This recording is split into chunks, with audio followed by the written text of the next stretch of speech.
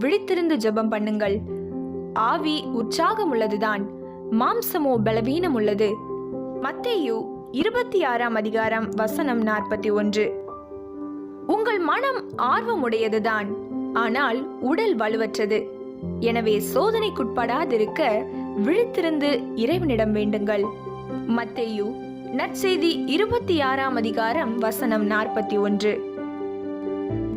Keep watch and pray that you will not fall into temptation. The spirit is willing, but the flesh is weak. Matthew chapter 26 verse 41.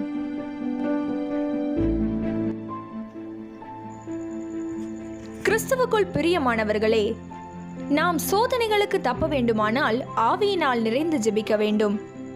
மத்தேயு 26ஆம் அதிகாரம் 41ஆம் வசனம் நம்மை எச்சரிக்கும் விஷயம் என்ன? நீங்கள் சோதனைக்குட்படாதபடிக்கு விழித்திருந்து ஜெபம் பண்ணுங்கள். ஆவி உற்சாகம் உள்ளதுதான், மாம்சமோ பலவீனம் உள்ளது. தேவ பிள்ளையே, இந்த முழு உலகமும் சோதனை நிறைந்த ஒரு இக்கட்டான சூழ்நிலையில் தற்போது தத்தளித்து தடுமாறி கொண்டிருக்கிறது. மருத்துவர்கள், மருந்துகள் மற்றும் உலகத்தின் சகலவித விஞ்ஞான தொழில்நுட்பங்களின் முயற்சிகளும் தோல்வியில் முடிவடைந்த நிலையில் லட்சக்கணக்கான ஜனங்கள் கொள்ளை நோயின் கோரப்பிடியில் சிக்கி மீள முடியாமல் தவித்துக் கொண்டிருக்கிறது. இதனால் மடிந்து போன ஜனங்களின் முடிவை கேள்விப்படும் போது இருதயம் மிகுந்த துக்கப்படுகிறது. இறந்த சடலங்களை புதைக்க இடமில்லை, அடக்கம் பண்ண ஆள் இல்லை, வைக்க இடமில்லாமல் தெருவிலே மிக கேவலமாக சடலங்களை கயிற்றை கட்டி இழுத்து கொண்டு செல்வது போன்ற செய்திகள் மனிதர்களின் பரிதாப முடிவையே காண்பிக்கிறது. நிழலை போல இருக்கிற மனுஷனுடைய வாழ்நாளில் இந்த பூமியில் தான் அனுபவிக்கிற எல்லாமே மாயை என்பதையும், தன் ஜீவனின் மகா மேன்மையை அவன் அறியாமலேயே கடந்து போகிறான் என்பதையும் நினைக்கும் போது இன்னும் கொடிய வேதனையாயிருக்கிறது. இந்த சூழ்நிலையில் இப்படிப்பட்ட சோதனையிலிருந்து தப்பித்துக் கொள்ள ஒரே வழி தேவனை நோக்கி முறையிடுவதுதான். பழுதடைந்த ஒரு குறிப்பிட்ட பொருளின் பழுதை நீக்க வேண்டுமானால் அந்த பொருளை உருவாக்கினவரிடத்தில் கொண்டு போனால் நிச்சயம் அந்த பழுதை மிக எளிதில் சரி செய்துவிட முடியும். அதுபோல தேவனால் சிருஷ்டிக்கப்பட்ட மனுக்குலத்தின் இரட்சிப்பும் விடுதலையும் சிருஷ்டி கர்த்தராகிய அவரிடத்திலே மாத்திரம்தான் உண்டு என்பதை நாம் மறந்து போகக்கூடாது. அன்பானவர்களே, தேவன் மனுக்குலத்தை அழிப்பதற்காக படைக்கவில்லை, மாறாக ஒருவராவது கெட்டு போகாமல் நித்திய ஜீவனை சுதந்தரித்துக் கொள்ளும்படியாக மனுக்குலத்தின் மேல் வைத்த அன்பினாலே தம்முடைய ஒரே பேரான குமாரனை இந்த பூமிக்கு அனுப்பி தமது மாசற்ற இரத்தத்தை விலைக்கிரயமாய் கொடுத்து முழு உலகத்திற்கும் தம்முடைய மீட்பை சம்பாதித்து கொடுத்திருக்கிறார். ஆனால் சாத்தானோ மிக தந்திரமாய் பாவத்தின் விஷத்தை ஜனங்களுக்குள் செலுத்தி மனுக்குலத்தை குறித்த தேவனின் நோக்கத்தையே சீரழித்து போட்டு அழிவுக்கு நேராக அவர்களை கொள்ளையாடி கொண்டிருக்கிறான்.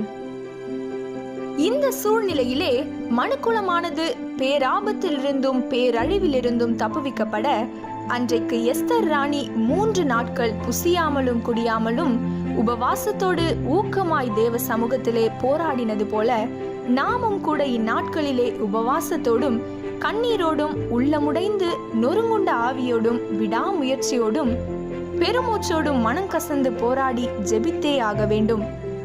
இப்பொழுது நாம் மௌனமாயிருந்தால் மனுக்குலத்தின் இரத்த பழி நம்மேல் சுமருவது உறுதி. பிரியமானவர்களே, இந்த நாட்களிலே பலவீனமான மாம்சீக மண்டலத்திலிருந்து நம்மை விடுவித்து உற்சாகமான ஆவியின் மண்டலத்திற்குள் நம்மை உட்படுத்தி பரலோக தேவனின் இரக்கத்திற்காக கெஞ்சுவோம். உங்களையும் என்னையும் இந்த தேசத்திலே தேவன் உயிரோடு வைத்திருப்பதற்கு காரணம் இப்படிப்பட்ட அழிந்து போகிற ஆத்துமாக்களுக்காக ஜெபிக்கும்படியாக கூட இருக்கலாமே. யாருக்கு தெரியும்? தேசத்திற்கு சேமத்தை தருவேன் என்று ஆண்டவர் நமக்கு வாக்கு கொடுத்திருக்கிறாரே. எப்பொழுது? அவருடைய ஜனங்களாகிய நாம் நம்மை தாழ்த்தி நம்முடைய இருதயத்தை, வழிகளை, சிந்தையை தேவனுக்கு நேராக திருப்பி குற்றம் குறைகளை தேவ சமூகத்தில் அறிக்கையிட்டு ஜெபித்தால் நிச்சயமாக இந்த பேரழிவிலிருந்து நம்முடைய தேசம், பட்டணம் காக்கப்படும் உறுதி. அப்படி நாம் செய்யும் போது கர்த்தர், நீ என் வசனத்தின்படி உன்னை காத்து கொண்டபடியினால் பூமியில் குடியிருக்கிறவர்களை சோதிக்கும்படியாக பூச்சக்கரத்தின் மேலெங்கும் வரப்போகிற சோதனை காலத்திற்கு தப்பும்படி நானும் உன்னை காப்பேன் என்று வாக்கு கொடுக்கிறார். தம்முடைய வார்த்தையில் உண்மையுள்ள தேவன் பறந்து காக்கிற பட்சியைப் போல உங்களையும் உங்கள் குடும்பத்தையும் கட்டாயம் தமது சிறகுகளின் கீழ் மறைத்து எந்த ஒரு துஷ்ட நோய்களும் உங்களை அணுகாதபடி காத்துக்கொள்ளுவார். மனம் கலங்காதிருங்கள், உங்களுக்காக ஜெபிக்கிறோம். ஜெபம். வானத்தையும் பூமியையும் அகிலத்தையும் உண்டாக்கிய எங்கள் பரம தகப்பனே, எங்களை இம்மட்டுமாக காத்து சுகபலனோடு வைத்திருக்கிறீரே. இஃது அழிந்து போகிற ஆத்துமாக்களுக்காக கதறி ஜெபிப்பதற்காக தானோ?